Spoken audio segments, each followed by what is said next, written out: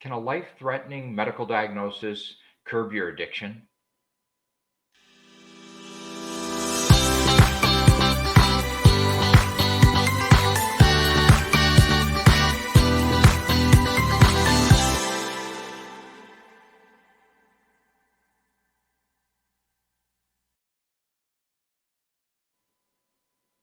Hi, I'm Mark. And I'm Marty. Welcome to Stay in Your Lane, a sobriety show. Yeah, if you haven't remembered to like and subscribe, tell your family and friends about us, we'd really appreciate it. We're thankful that you're here, and I think today's topic is really going to touch home. I know when we were prepping for it, Yeah, it yeah, absolutely. this is a good one. This is a good one. I'll take the lead real quick and just share a little bit of history. Okay. I recently celebrated my 14-year remission anniversary. I'm a testicular cancer survivor. And in the last 2.5 years of sobriety, those remission anniversaries have become a little bit more meaningful for me because it allowed me the clarity of mind to look back and really explore how my alcohol addiction played into that medical diagnosis and how I used alcohol as my coping mechanism through that process. Well, that brings up a good topic though, because when we were talking about starting this show, Right. we were talking about, you know, did you use it as your coping mechanism, or was it already there that you were using that as your coping mechanism just for life in general? Yes, that's exactly it. I was using alcohol, which I didn't realize until later, as my coping mechanism for life in general. And what in my mind, the cancer experience should have made me stop drinking, but that is the power of the alcohol addiction is I couldn't stop even during potential life-threatening diagnosis of cancer and going through chemotherapy. So it's a really fascinating mindset when you think about it that way. Well, something just popped in my mind, like the power of the norm, right? Drinking was your norm, Right. right? So you didn't look at it as though it was anything that was, causing a problem or a hindrance. And so the fact that you got diagnosed and you're changing your lifestyle and the things that you were going to do, that was just part of the norm. So I wonder how many people just actually overlook that part of it Right. just because that's part of their daily life. Exactly. Well, and I think that it's the power too of just normalcy in drinking. We know that alcohol is not good for our body, and chemo is getting us through the cancer experience. So, why would we want to poison our body in addition to all the medical stuff? I would think that I would want to be as healthy as I can be to get through the chemotherapy treatments, but to not be able to stop drinking was a pretty powerful thing. And I didn't realize it until years later how dangerous that was for me to continue that behavior while I was going through intense treatments. And talking on that topic about dangerous behaviors, you had mentioned that before you were going in for one of your surgeries, that you had a party weekend or you were doing something. Right. Tell us a little bit about that. Like, how close did it get to when you were going? Oh yeah. So my surgery was scheduled, say, September 8th.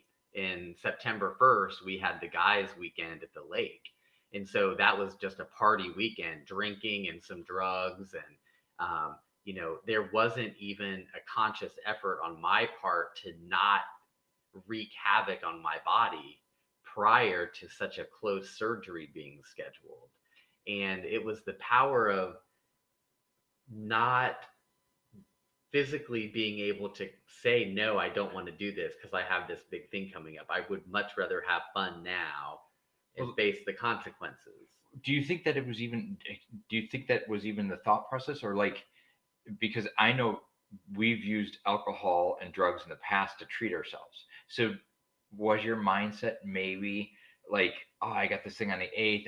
I'm gonna have a good time now because I deserve this because I will be having to recover. Or It could have been. I'm just curious. It could have been. And I think that, the psychological enormity of a cancer experience, it didn't fully catch up with me until 5 years after my remission. I think our minds have a way of turning themselves off to something so big. So I think there's a lot of different things that played into that. I think it was, holy shit, I have cancer. And what's going to happen?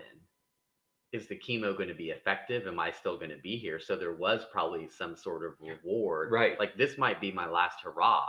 Let's do it. Right. And then fast forward to the chemo and stuff. Okay, my body's responding, so I'm going to keep drinking.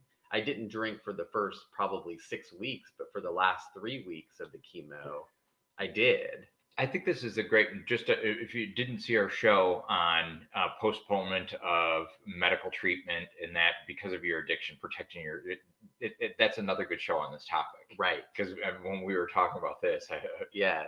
I think that, and I haven't been a cancer survivor, like, and so all I can do is I love to hear this story because I know so many people that, and I have to be honest, even though I was a drinker and doing drugs, when I would see somebody that survived, that they were a cancer survivor or whatever, there's a bunch of other medical conditions that they're a survivor, I would look at them and be like, boy, really, they don't really appreciate the fact that they got a second chance at that. But I'm doing the same thing, right?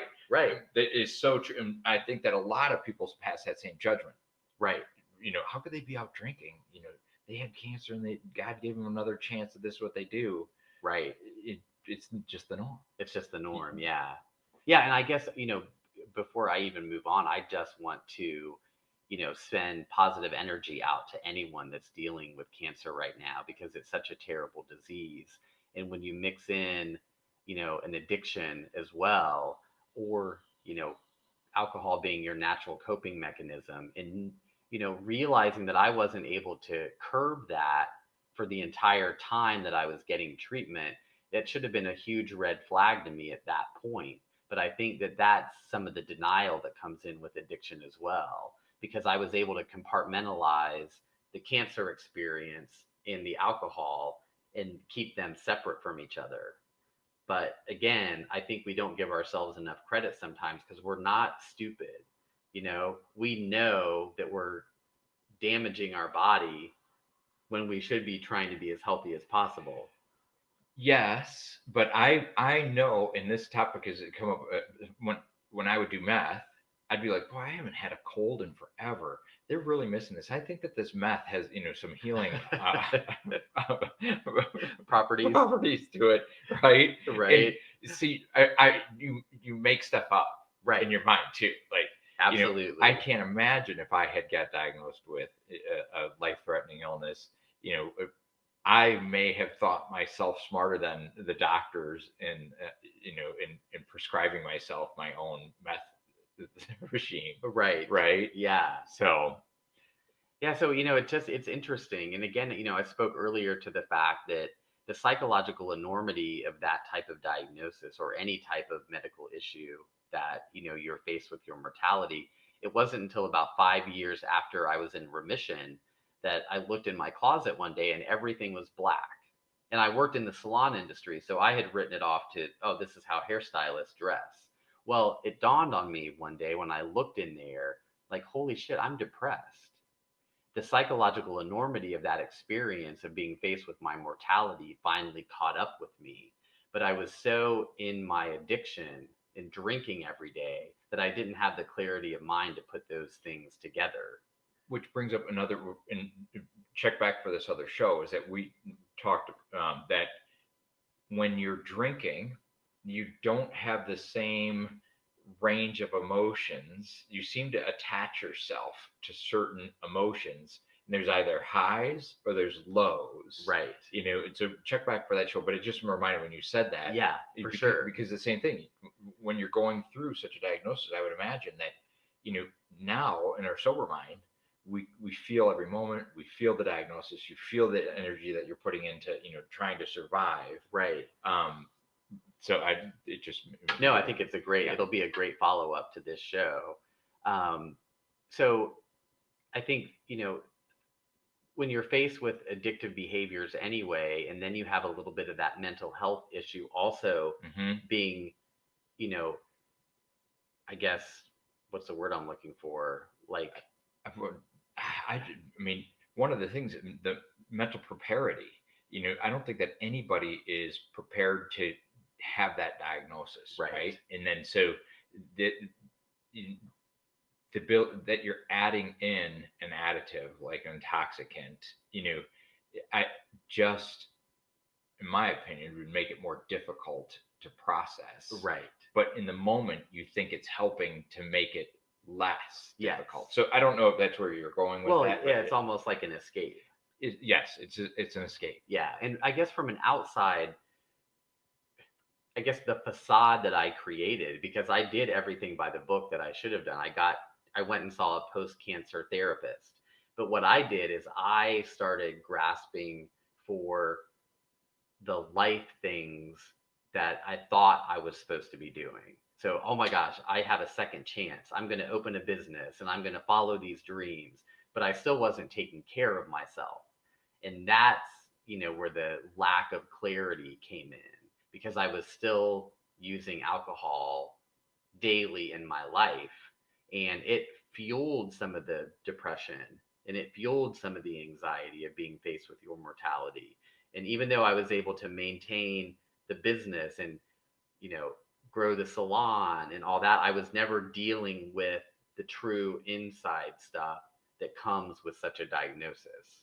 And I think once again, part of our show is passion, purpose, payout. You know, with the intoxicant involved in that situation, you thought that you were pursuing what your passion and purpose was, Right. right? But if and I can't speak for you, but I would imagine that if now with the sober mind having gone through that, you may not have picked that same path of business to be how you saw the next decade of your life. Right, exactly. Yeah. And we talk all the time about things definitely happen for a reason. So I have no doubt that that was my path that I was supposed to be on. But the lack of clarity in all of that wasn't as crystal clear as I thought it was then in retrospect. So it's a powerful thing. And I think the reason that I felt in my heart that I wanted to talk about this topic is there are so many cancer diagnoses today, and there are so many people suffering with addiction, and there are so many people suffering with mental health issues. And when you have a perfect storm and you mix in a little bit of the mental health, a cancer diagnosis, and the alcoholism like I dealt with, you don't know how that's going to affect you until years later. And if I can help one person take the alcohol piece out of it, it really, I think, is beneficial to process the enormity of everything else that's going on. Yeah, good point. It's nice of you to open up and share that private story. Oh yeah, I appreciate that. It's part of who I am, and it rings close to home every November 15th.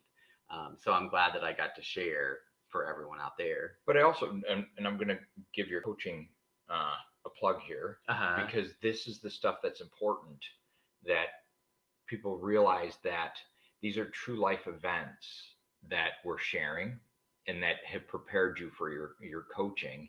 Because where do you go for a situation where you have a loved one or yourself that you've been diagnosed with a life threatening illness, and you have an addiction, and you need, it's best to find that person that you can partner with that's been through that, because I think that it's a real good foundation or a real good tool to have in your toolbox. Oh, absolutely. I appreciate you saying that. I think that my coaching right now focuses on post addiction transformation, but I feel also in my heart that I'm going to be branching out and working with either cancer patients, cancer survivors that are also using alcohol as part of that process. And I would absolutely love to work with those people. Yeah, I applaud you in that, because I mean that's something that anytime that you can find an avenue to strengthen your path to sobriety or sustaining your sobriety, attach yourself to it, Right. use it, try it. Absolutely. Right? And Yeah. so your coaching is a great avenue. Oh my gosh, thank you so much. Thank you all for letting me be vulnerable today and share that. It's something that I think about often, and it has given me strength in my sobriety to be able to process all that information. Yeah. And so thank you for joining today. Thank you for sharing. It means a lot. And I learned a lot today. Oh, good. Yeah. So thank you. Yeah, thank Yeah. you. Subscribe, come back, tell your friends and family. And we will see you guys on our next episode.